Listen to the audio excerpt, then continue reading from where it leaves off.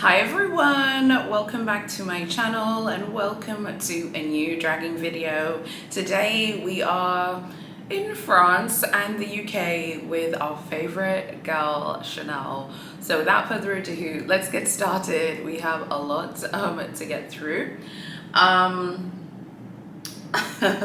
The first one is from the Saint-Tropez boutique for Chanel in Saint-Tropez in France, of course. I went to the store today with a friend. We spoke English, but we understand French, which is why they probably thought we wouldn't understand them, how they were making fun of us in French, laughing at our looks.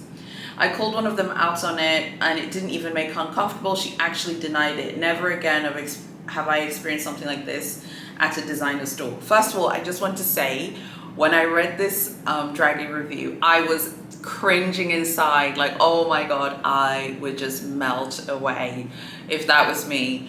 And it's completely feasible. Remember I told you, like, one of my tips is just when you go to a boutique in France, any boutique, luxury or not, say bonjour and then just speak English. Particularly like a designer store, the SA probably does speak English, and if they don't in the Saint-Tropez store, I'm sure that there's someone in the boutique who does, and the person who doesn't would come forward and be like, well, you know, hello madame, da, da, da, you know.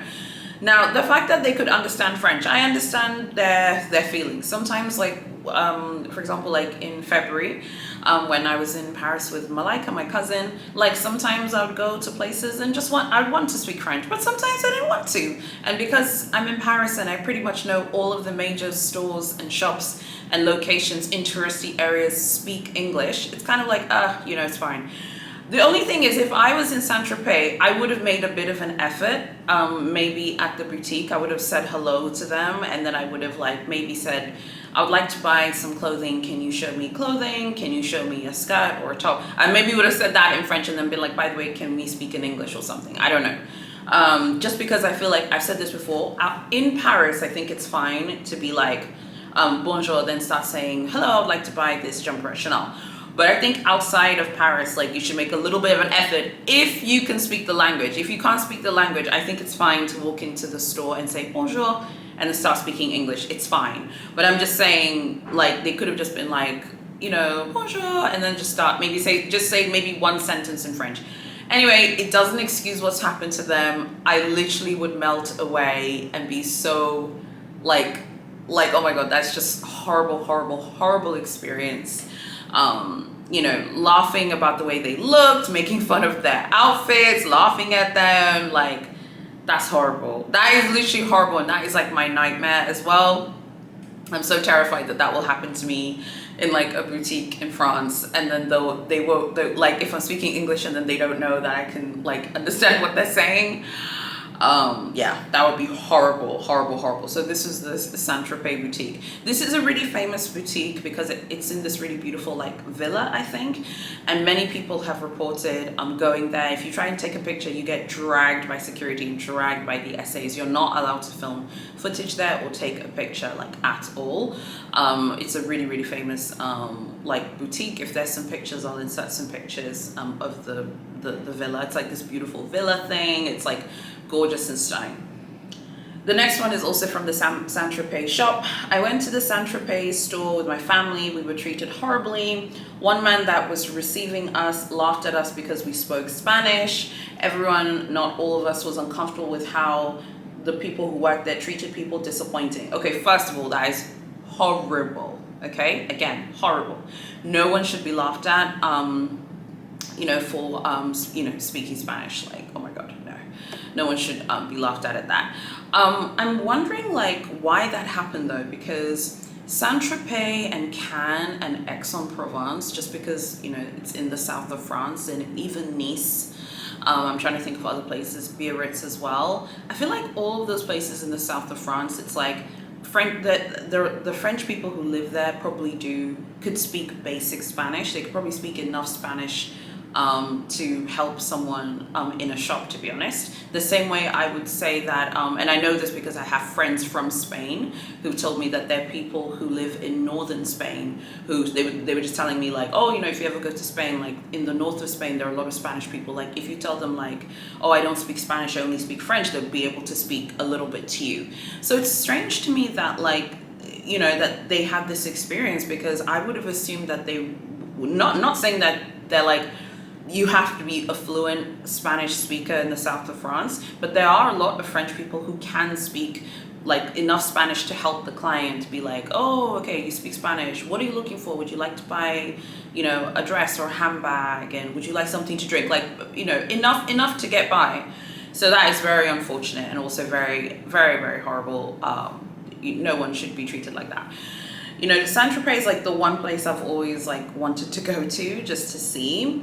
And all of the boutiques for the Saint-Tropez store, literally people have been dragged. Like every single boutique for Saint-Tropez, people get dragged, like all the time there. So it's just, I don't know. I don't know. I don't understand like why. And I think that I'm confused. I'm confused about like why, because I do know in that area, there would be people who have the ability, to speak French and, to speak Spanish. Not everyone, but I've said this before. I remember once some glamazons were asking me like, oh, if I go to Paris and I only speak Spanish, should I speak Spanish in the store? I don't think you need to, because in Paris, like at this point, all of the luxury shops, all of the department stores, even like the really popular touristy restaurants, everyone is bilingual in the popular touristy places. Maybe if you go to other parts of the city that are not as touristy, people might not speak as much English, but like in all of the hotspots that glamazons and leopards want to go to, the very popular touristy places, like the moment you're like, oh, I don't speak French, people just start speaking English to you. Even if you speak French, they'll start speaking English to you.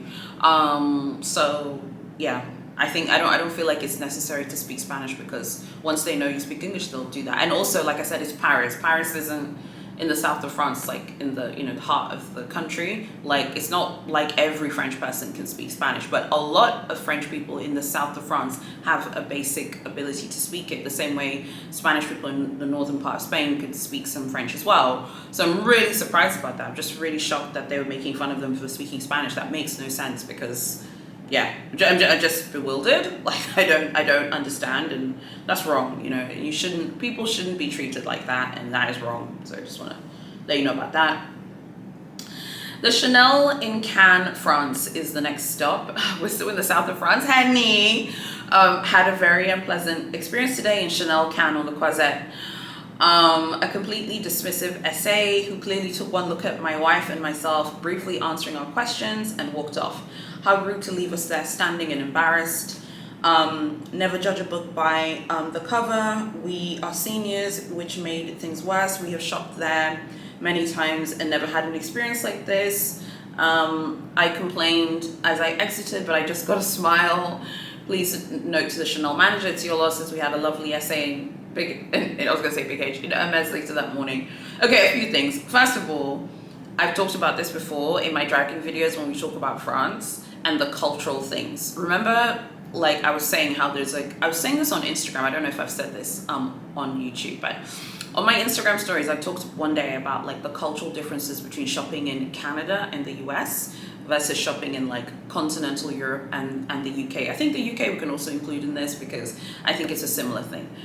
In Europe, like the focus on the relationship is not really a thing. I feel like the focus on having a relationship at a store is more of an American and Canadian thing. Like a lot of you guys who are from Canada and the US, you talk a lot about relationships at all of the brands, whether it's Louis Vuitton, whether it's Big C, whether it's Big H, and whether it's Big Dior Honey, you talk about relationships, and that's fine. But I feel like in Europe, it's not really like that. There's so much turnover of staff. The other day I was reading a lot of like the job descriptions in French of different jobs that are currently open for essays. like for different brands, there's so many vacancies. Like there's so many vacancies. So there's such a huge turnover of staff. You could go to the can store, meet someone, you could go back and that person doesn't work there anymore. So it's really hard to like build a relationship with a person. You're more building your loyalty with that specific boutique, if that makes sense. So when they said, we've shopped here many times before, never had experience like this, yeah, because you know, you were there before, that's cool, but maybe the people who used to be there are no longer there. Now there's someone else who dragged you. Not saying that they should be dragged. I don't agree with that. I also don't agree with like clients who are here, they said, you know, we're seniors, which made things worse. Yeah, I mean, that's wrong, and that's not nice. Yeah, I don't think that they were treated fairly or nicely. And yeah, obviously like critiqued how they looked as well, who very clearly took one look at my wife and briefly answered our query and walked off. Like, so the essay is like, okay, these people aren't buying anything, I'm just going to answer their question, and then I'm just going to, you know, leave them alone because they're not buying anything. They're just taking that chance. On the one hand, it's like they have a lot of targets that they need to hit, but at the same time, I think they could have been like, you know, the essay could have been like, would you like to buy something, by the way, today? Are you going to buy something today? It's a little bit harsh, but you know what I'm trying to say. The next one is from the Chanel in New Bond Street in London, in the UK. I was made to wait at the front door and wait again when I was allowed to take one step inside. Then I was literally ignored for almost 10 minutes straight at the beauty and fragrance department while a security guard stood twitching and breathing down my neck in the most uncomfortable, un-Chanel way.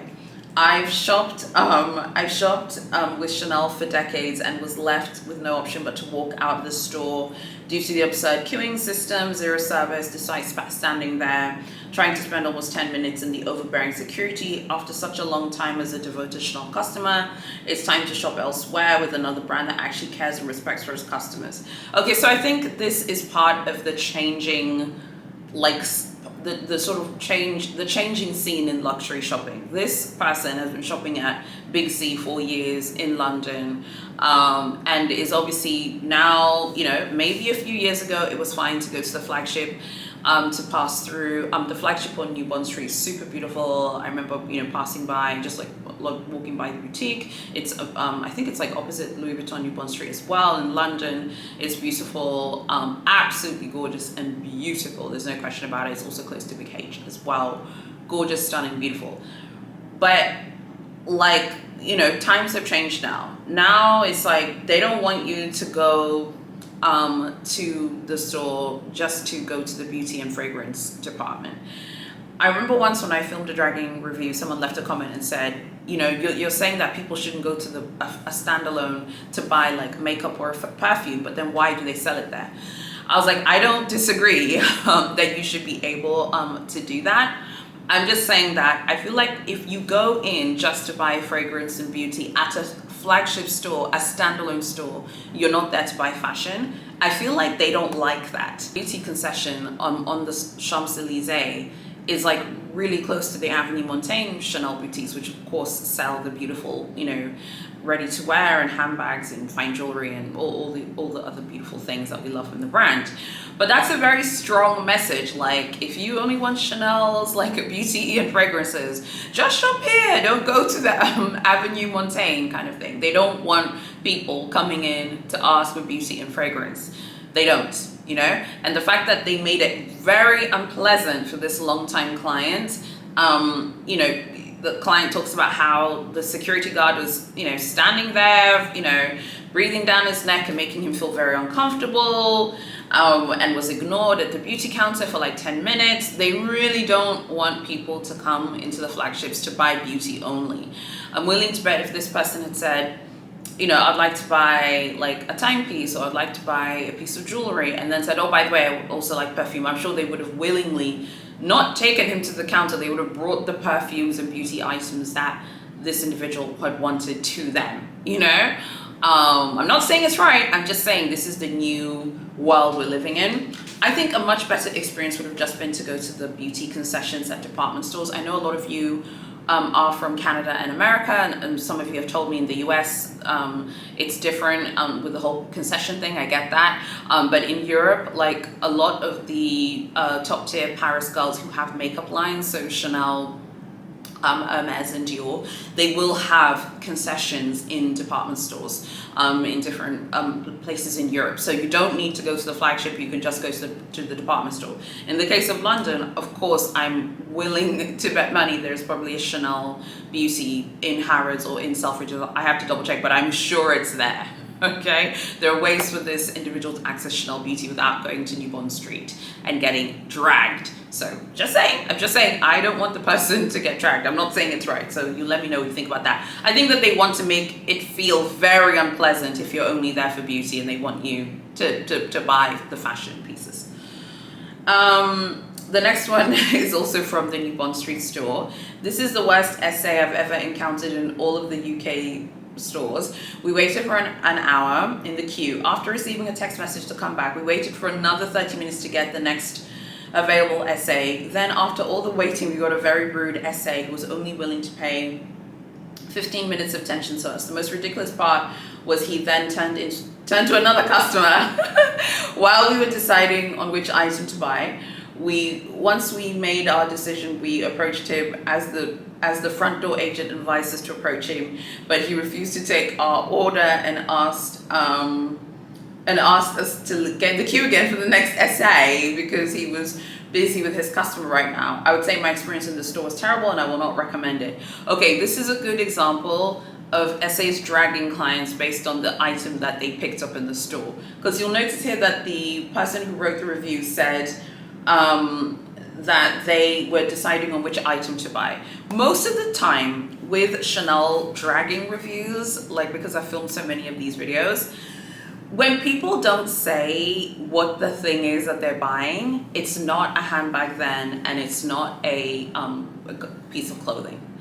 I have never read a dragging review of someone who has purchased a piece of clothing at Chanel and gotten dragged. At this point, it's just not even possible to go to buy clothing at Chanel and get dragged. It's not possible. Because the moment you're like, hey, I want to buy clothing, they're going to roll out the red carpet for you, honey. They're going to make sure that you buy that garment. Okay. And even a really expensive handbag, they will also treat you very well. So when they say the item is probably not a handbag and it's not a fine jewelry and it's not ready to wear, so it might be something else. Again, not saying it's right that the essay basically dumped them. They were dumped in the middle of shopping, which is not nice, but it's a sign of the times. These big flagship standalone stores, they want you to come into the boutique and spend some money with them, for sure. They don't want you to come in to buy one small thing. And I think if you do that, some essays, not all, some essays are very nice, but other essays I feel will remind you, boo-boo, do not come here again to buy one tiny thing again, or you're going to get your skull dragged. So I think that's kind of where we are at. It's funny, the other day I was thinking about these dragging reviews, and I've been dragged too, you guys. I'm not saying, oh, I get to sit here and laugh at people getting dragged. I've also been dragged. I've had good experiences, but I've also been dragged. We've all been dragged. We've all been there. It's fine. But I was thinking about just the way Chanel is, because Chanel is a big portion of the dragging reviews at this point. I feel Chanel, particularly you can see in these reviews, the ones from the UK, they really, really, really want people to understand you need to come to the standalone stores to buy significant things. And if it's you're only coming to buy a perfume or a lipstick or something at the standalone store, I think that they're going to make it very unpleasant for you. And I'm not saying it's right, I'm just saying I think that is kind of where we're at right now with Chanel. So I'd love to know what you guys think about everything. Please make sure to comment, share, and subscribe to my channel. My Facebook group is linked below. It'd be really fun to see you there. But also go follow me on Instagram.